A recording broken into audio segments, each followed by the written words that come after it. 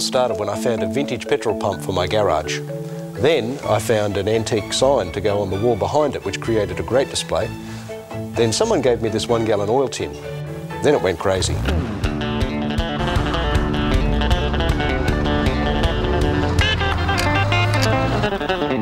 The truck is a 1948 Fargo. It's got a Dodge Flat 6 side valve engine. It's very powerful and very torquey. The trailer and the prime mover are 1940s. They had an amazing style at that period of time. The trailer's streamlined and the truck matches it beautifully.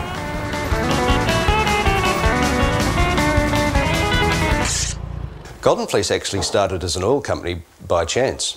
Harold Crofton Slee was a shipping agent, and the person who was importing the Motor Spirit couldn't pay his freight bill, and there was the beginning of the Golden Fleece Oil Company.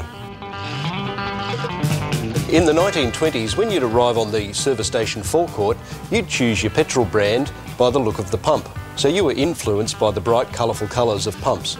Golden Fleece were the pioneers of single-branded service stations in Australia.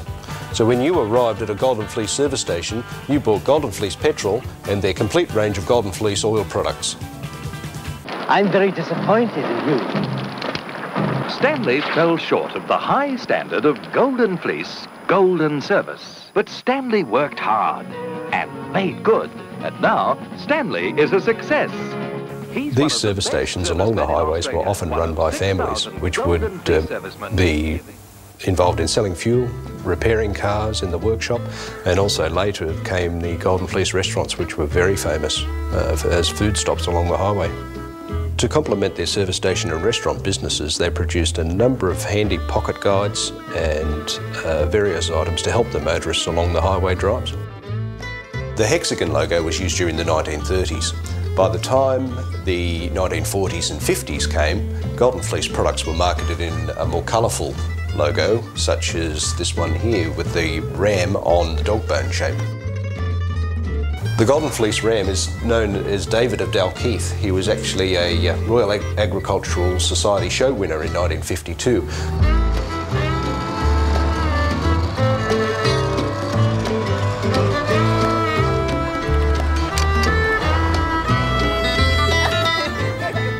I guess most kids love the idea of having their own petrol truck. When you see this vehicle, and it's real, the kids just cannot believe what they're looking at. What's the tanker worth? To me, it's priceless. Welcome to the show, Paul.